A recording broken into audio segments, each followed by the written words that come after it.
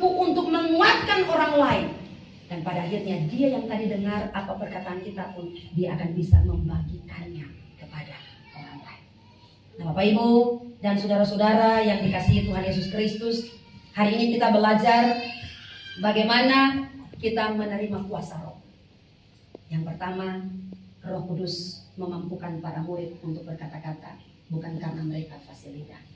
Yang kedua, bagaimana kita menerima setiap pemberitaan firman dalam roh. Dan yang ketiga, apa yang telah kita dengar, kita perkatakan supaya orang lain bisa mendengar tentang kebenaran firman Tuhan. Seorang teolog bilang, biarkanlah firman Tuhan menganalisa saudara, bukan saudara yang punya kepintaran untuk menganalisa firman Tuhan. Biarkanlah firman Tuhan menganalisa orang lain, bukan saudara menggunakan firman Tuhan untuk menganalisa kekurangan orang lain. Dia bilang begitu ya. Biarkan firman Tuhan menganalisa saudara, bukan saudara yang menganalisa firman Tuhan. Dan biarkan firman Tuhan menganalisa orang lain, bukan saudara yang menggunakan firman Tuhan untuk menganalisa kekurangan orang lain. Kadang kita, firman yang kita beri itu untuk menyinggung, untuk meremehkan, untuk membenarkan perasaan negatif kita kepada orang lain. Ya. Kadang kita menggunakan firman itu bukan untuk menguatkan, bukan untuk menyemangati, bukan untuk membangkitkan, bukan untuk bikin dia percaya, bukan untuk bikin dia berubah. Tapi malah kita menggunakan kata-kata firman untuk meremehkan, untuk membenarkan diri atas pemahaman yang negatif. Karena kan kita begitu. Tapi saya percaya bahwa Roh Kudus yang akan mempengaruhi kehidupan kita untuk rindu dianalisa oleh firman Tuhan, untuk rindu supaya firman Tuhan itu juga bisa menganalisa orang-orang di mana mereka mendengarkan firman Tuhan. Supaya dengan demikian bukan saja 3.000 orang yang pada saat itu dimenangkan bagi Allah, saat ini kita juga bisa memenangkan orang lain. Memenangkan orang lain bukan dari agama yang lain lalu masuk ke agama kita baru kita pikir oh kita sudah menangkan jiwa, bukan. Tapi ketika kita membuat seseorang yang terpuruk, dia kembali bangkit. Seseorang yang berduka, dia kembali bersuka cita.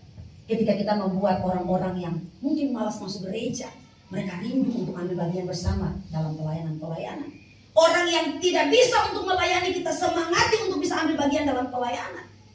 Maka saya percaya, jiwa-jiwa yang sudah terpuruk itu, yang merasa jauh dari Tuhan itu, jauh dari persekutuan itu, ketika kita bawa kembali dalam persekutuan ini, maka saya percaya satu hal, Kristus lewat Roh Kudusnya akan bermegah dalam seluruh totalitas kehidupan kita.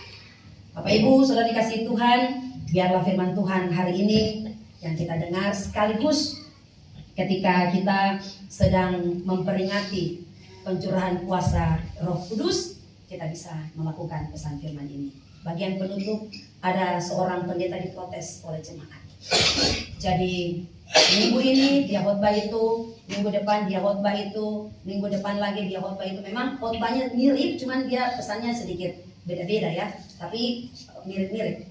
Terus pas pegang tangan, salaman, hari Minggu pulang gereja, terus jemaat ini bilang, Pak, kok khotbahnya dari minggu ke minggu itu aja? Memang tidak ada bagian firman Tuhan lain, memang tidak ada pesan yang lain yang Bapak mau sampaikan, cuman itu saja.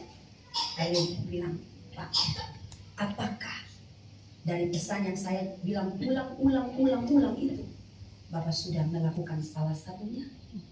Kalau Bapak sudah melakukan salah satunya, minggu depan saya ubah khotbah saya.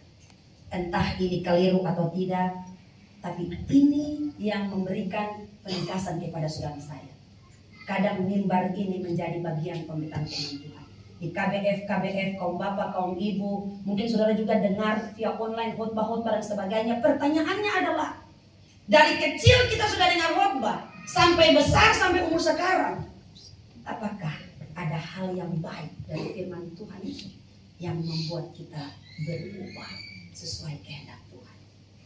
Apakah dari proses tumbuh kembang berdasarkan tuntunan roh itu ada hal yang membuat pengalaman dan kesaksian iman yang luar biasa dalam kehidupan saudara saya, sehingga firman Tuhan tidak berlalu begitu saja? dia akan kembali dengan kuasanya untuk menyenangkan banyak lagi jiwa bagi hormat dan kemuliaan Tuhan. Sampai ketika masa roh dia punya tugas selesai, Yesus Kristus akan datang kembali untuk menjadi raja dan hakim atas dunia. Tuhan memberkati saudara saya. Selamat memperingati Pentakosta hari ini. Amin. Untuk kebenaran firman.